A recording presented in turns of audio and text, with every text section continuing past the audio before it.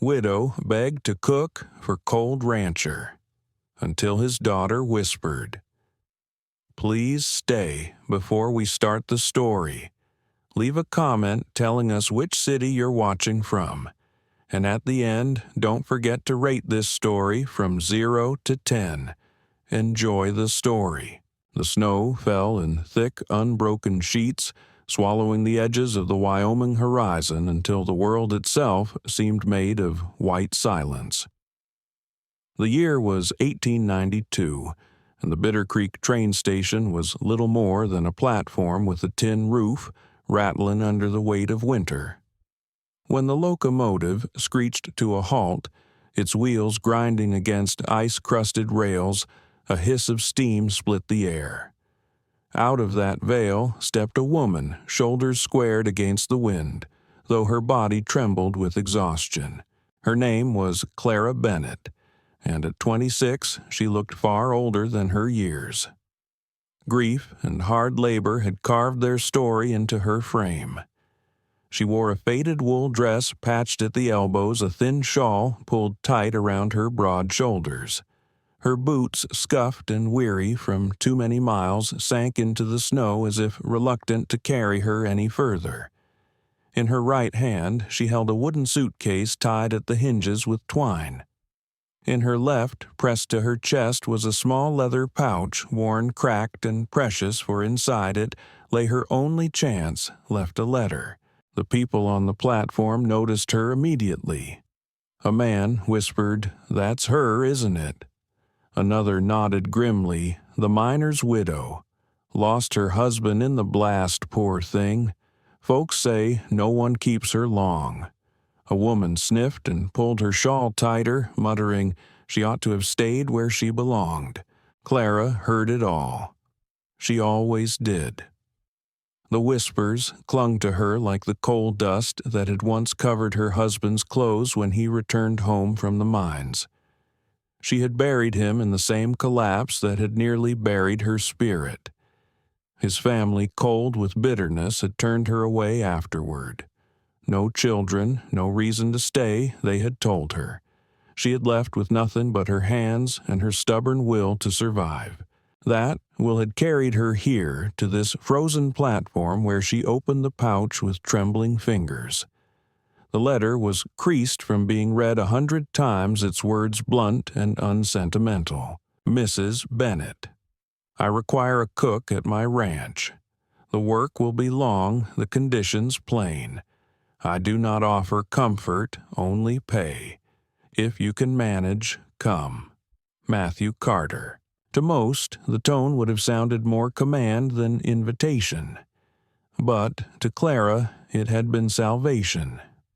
She folded the paper again, pressed it to her lips, then tucked it back inside the pouch. With a slow breath, she hefted her suitcase and stepped toward the waiting wagon that would take her to the Carter Ranch. The journey was long, a blur of frozen fields and black lines of pine. When at last the wagon crested a rise, Clara saw it the ranch house, tall and solid against the storm. It was no welcoming sight. Its beams were sturdy, its roof pitched high to fight the snow, but it stood more like a fortress than a home. Beside it loomed barns and corrals, shadowed shapes of cattle grazing against the vast white plain. Her boots sank deep as she stepped down from the wagon. The door of the house opened before she could reach it. A man filled the frame, broad-shouldered, tall, his coat buttoned tight against the wind. His hair was dark, streaked with gray, his eyes sharp and shadowed, carrying a weight that seemed heavier than the storm itself. Matthew Carter.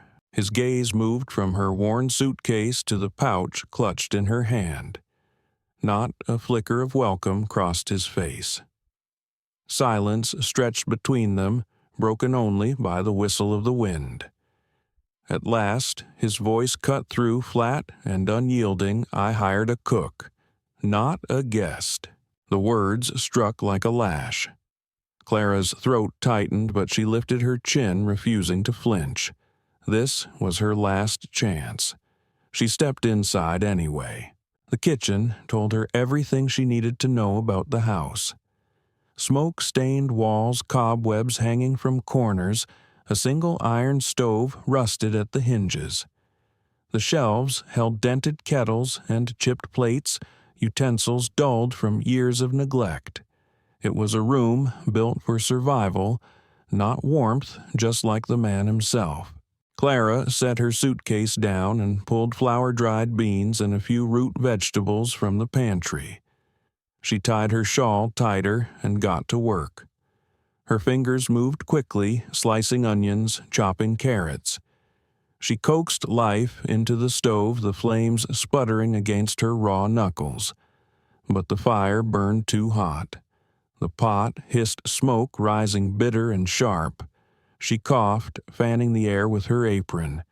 Too late, the stew had scorched. The kitchen door swung open.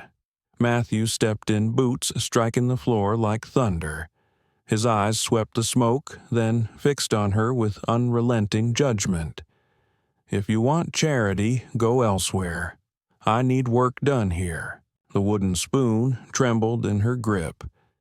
She bit her lip hard, scraping the ruined stew into a bucket. Pride screamed in her chest, but desperation bound her to silence.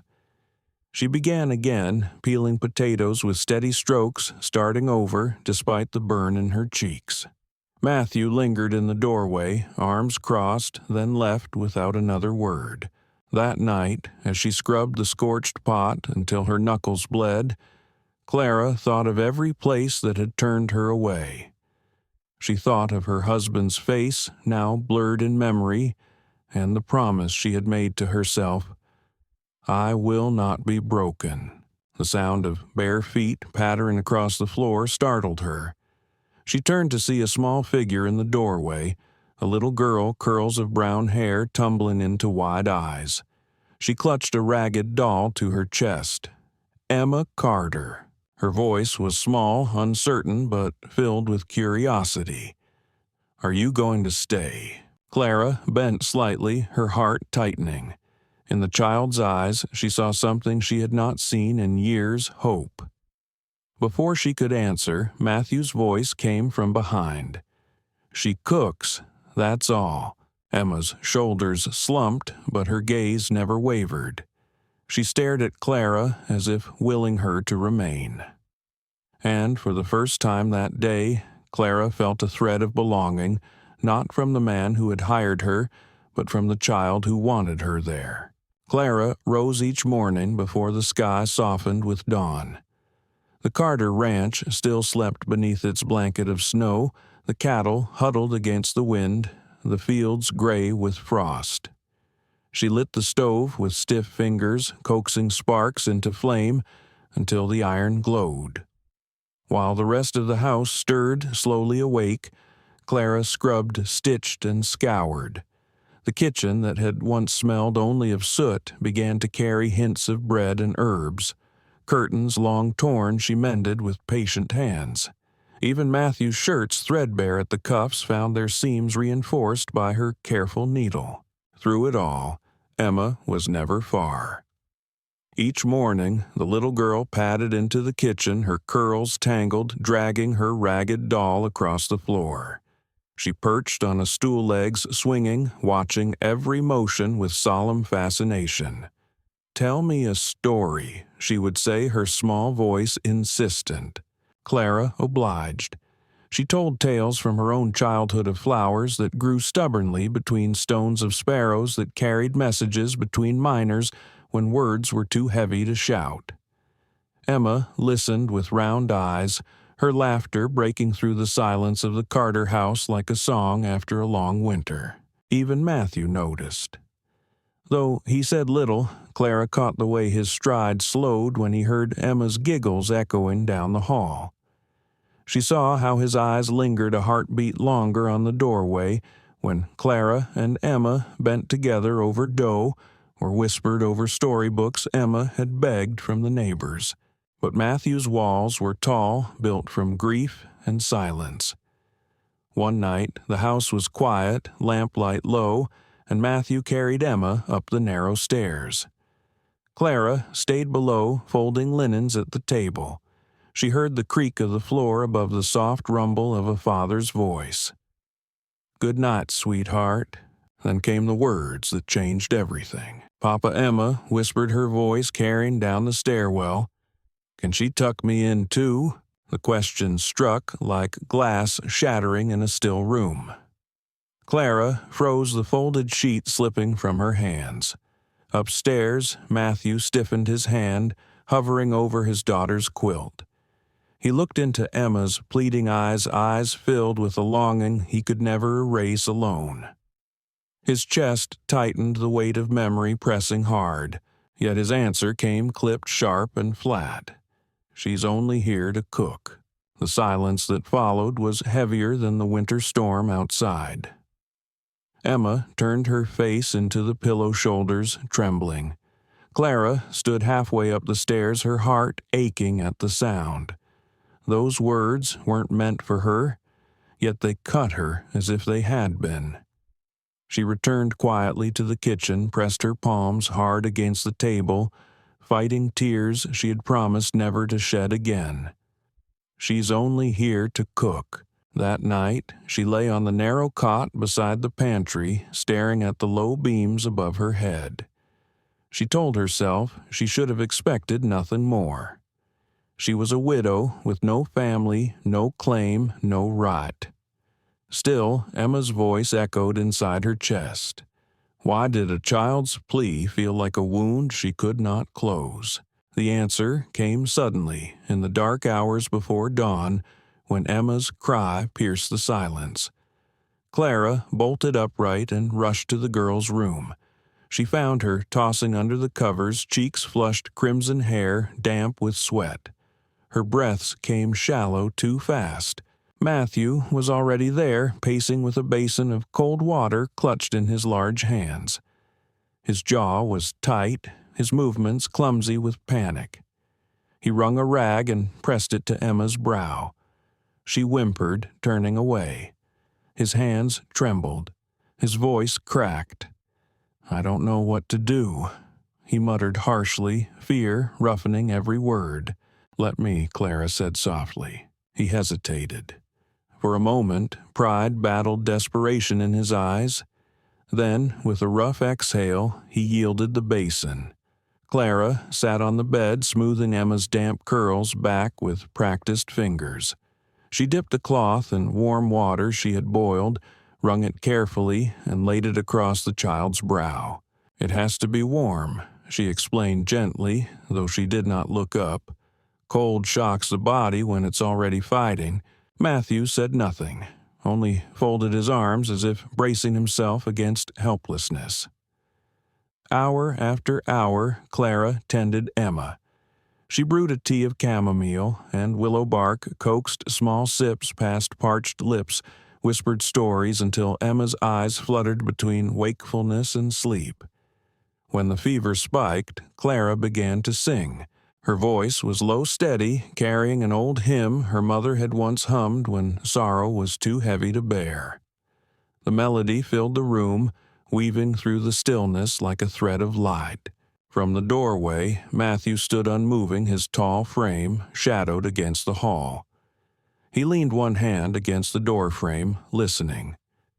It had been years since music had touched these walls. His house had been silent for so long that he had nearly forgotten what hope sounded like. The hymn stirred something inside him, prying at cracks in a heart long walled off. His lips parted. Words slipped out before he could stop them. I'd forgotten what a lullaby sounded like. Clara did not answer. She kept singing, her hand resting firmly on Emma's small fingers. Slowly, Emma's breathing eased, her fever breaking in a sheen of sweat. Her little hand clutched at Clara's skirt, refusing to let go. When at last exhaustion claimed her, Clara slumped against the bed, her head bowed, her body bent in devotion and weariness. Her dark hair fell loose across her face. Matthew's chest tightened as he watched. Quietly, he stepped forward. He lifted a blanket from the foot of the bed and draped it across her shoulders. His fingers lingered brushing the fabric near her hand before he withdrew. For the first time in years, the lines carved into his face softened. He turned away, leaving the lamplight to flicker over the woman and child, two lights burning together in a house long forgotten by song. The storm that struck a week later came without warning. The morning had been calm, the fields lying beneath a pale sky, the air still and brittle. But by afternoon, a dark haze rose on the horizon. The wind howled, rattling shutters and slamming barn doors against their frames. Dust and grit swirled across the land, stinging the eyes and biting at the skin. Clara was in the yard with Emma, who had been chasing a stray kitten darting between snowdrifts. "Come back, sweetheart," Clara called, quickening her pace as the girl's small legs carried her toward the stables. But Emma's giggles were swallowed by the sudden roar. The wind hit like a wall. Shingles tore from the roof and hurtled into the sky. The barn doors banged wide, sucked inward by the gale. Clara lunged, grabbing Emma and clutching her tight. Dust-laden air choked her lungs. Inside the barn, the rafters groaned. A crack split the air sharp and final. Clara looked up in time to see a heavy beam lurch free. Instinct overcame fear. She shoved Emma beneath her own body, arms spread wide, bracing for the blow. The beam crashed down, striking her shoulder and pinning her against the dirt floor. White-hot pain shot through her body, but she held Emma close, shielding the child with every ounce of strength she had left. Papa Emma screamed, muffled against Clara's dress. Clara's own voice tore raw against the storm. "Help! We're here!" She screamed again, throat-burning lungs filling with dust. The weight bore down on her arms, but she refused to yield. Outside, Matthew Carter had seen the barn sway, the roofline tilting dangerously. He ran headlong into the gale coat, whipping behind him. "Emma!" he bellowed, though the wind shredded his cry. He forced his way through flying debris, heart pounding with terror. Inside, he stumbled over fallen boards, straining his ears against the roar. Then he heard it, a hoarse cry. Clara's. He lunged forward, forcing himself through the chaos until his hands found the beam crushing her. Beneath it, he saw what nearly undid him, his daughter, trembling in Clara's arms, Clara's own face streaked with dust and blood, yet refusing to move lest the child bear the weight. Matthew roared, planting his back beneath the beam. His muscles strained, cords standing out along his neck. With a surge of strength born from desperation, he heaved. The beam shifted, groaned, then gave way. He flung it aside. Emma scrambled into his arms, sobbing, her small body shaking. Matthew held her against his chest, pressing his lips into her hair, breathing her in as though she had been lost forever. Then he turned to Clara. She still knelt, shoulders trembling, blood trickling at her temple. Matthew hauled her to her feet, pulling her against him as if she were as vital as air itself. His voice broke raw, stripped bare. "I can't lose her," he said hoarsely, clutching Emma with one arm and Clara with the other. His eyes burned into Clara's. "Or you." The words stunned her. She blinked through dust, her breath catching.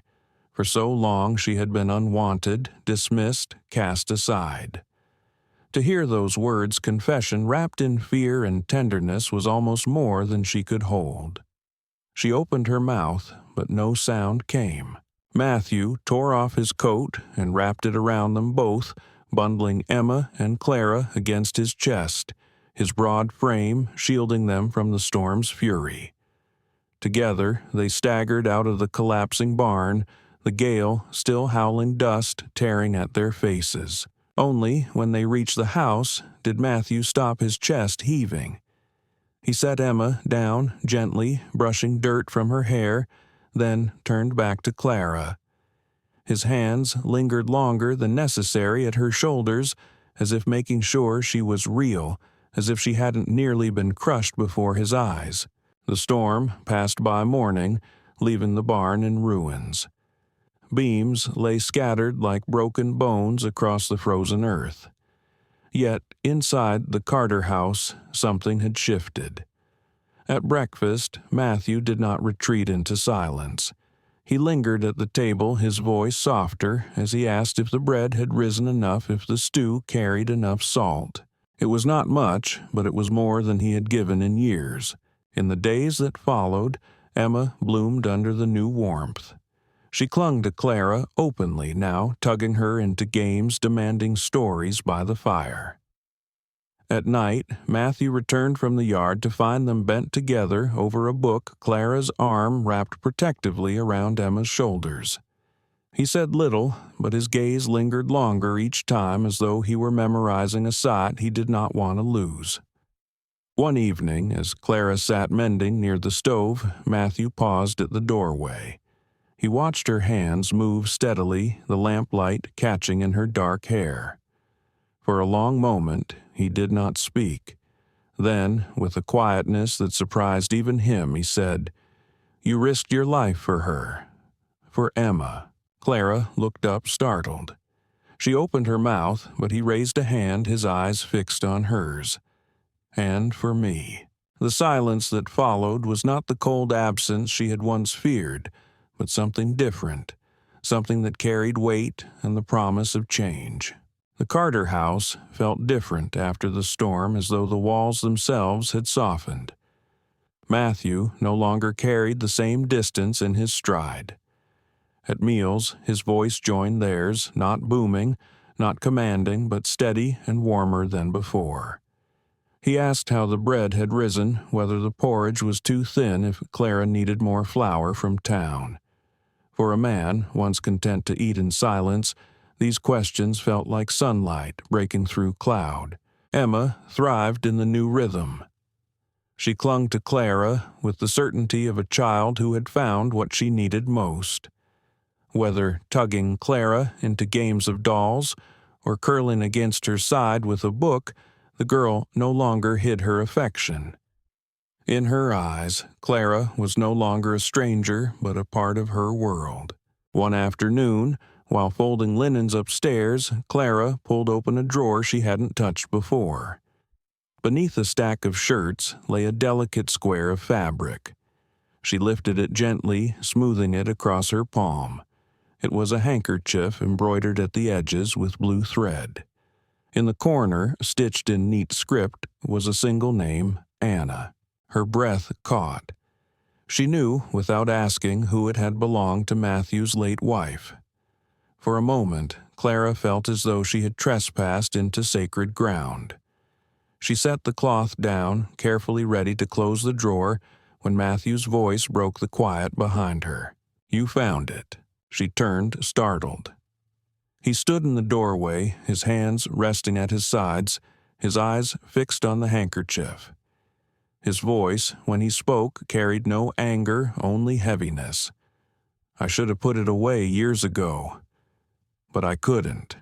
I thought if I let it go, it would mean I had betrayed her, as though loving again meant forgetting."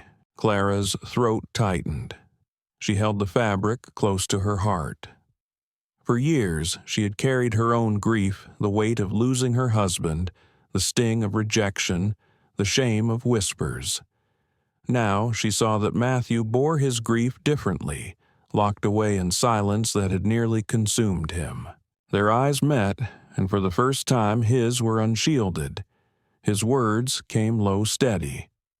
"I thought letting go meant betrayal, but maybe it means learning to love again." Clara blinked back tears, her voice trembling as she answered. "Your daughter already knows.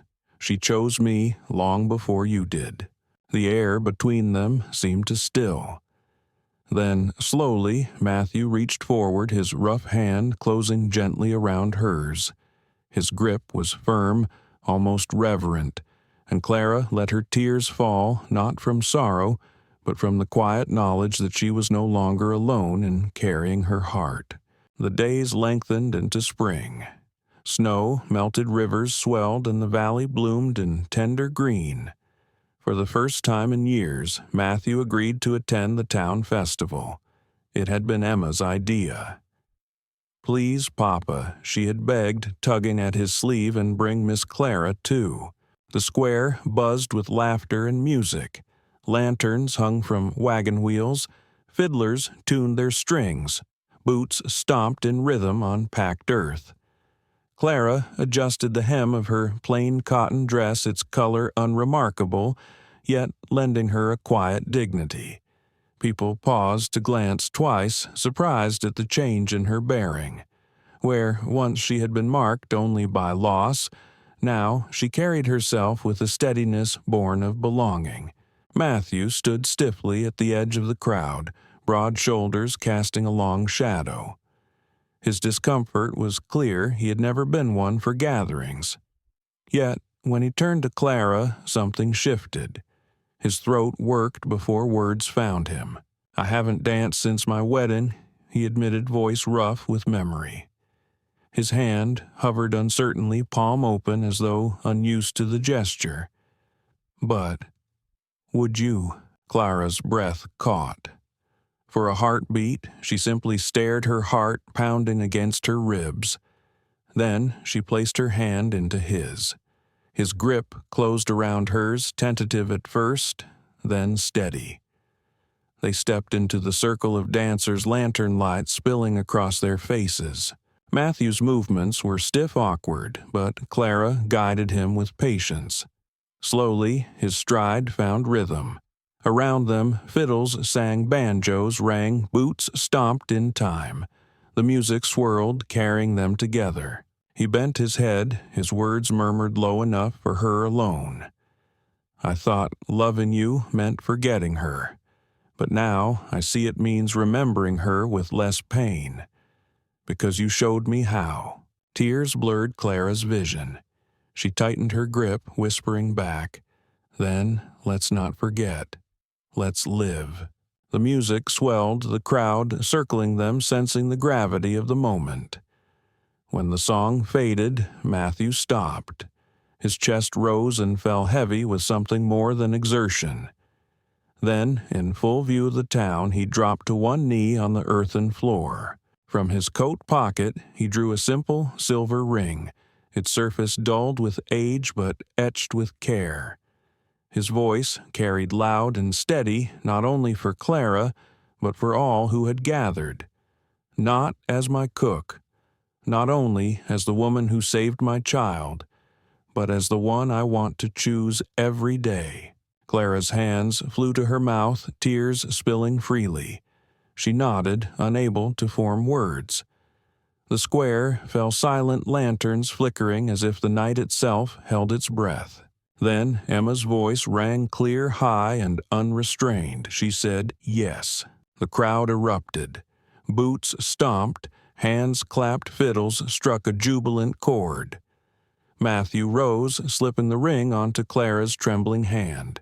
He pulled her close, and for the first time in years his face broke into a smile, unshadowed by loss, filled instead with light. And Clara, with Emma rushing into her skirts, felt a truth settle deep inside her.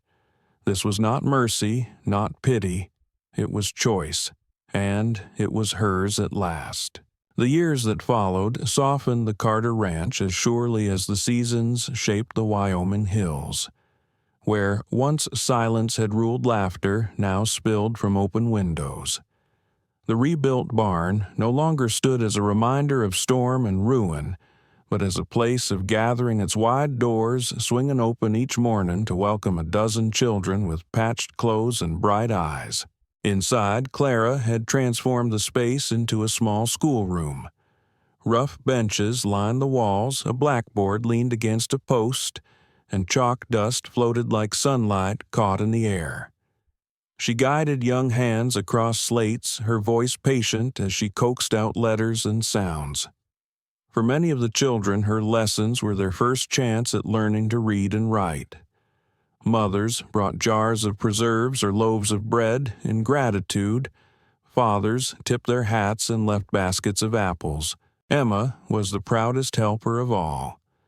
Braids bouncing, she hurried from desk to desk, carrying chalk and showing the younger ones how to spell their names. "I'm Mama's helper," she declared often, her voice bright with pride. The title sat so naturally on her lips that townsfolk no longer questioned it. To them, Clara was not the widow who had come begging for work, but the woman who had given the valley something it had not known before: a future. Matthew, too, had changed.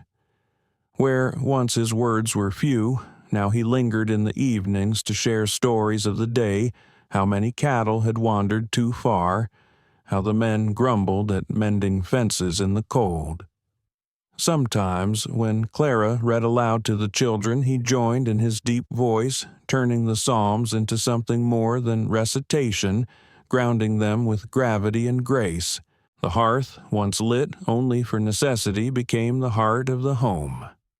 Emma sprawled on the rug, humming tunes, while Clara mended socks, and Matthew smoked his pipe nearby.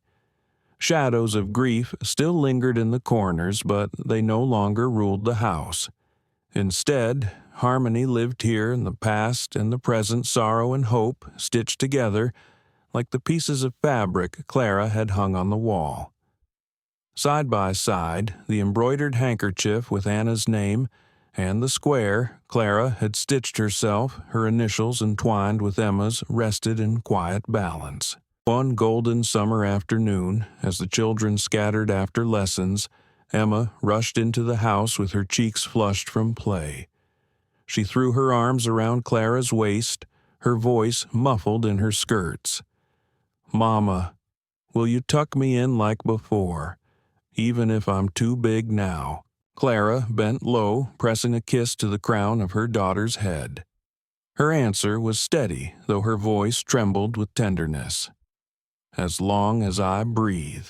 At the doorway, Matthew leaned against the frame, a smile tugging at the corners of his mouth.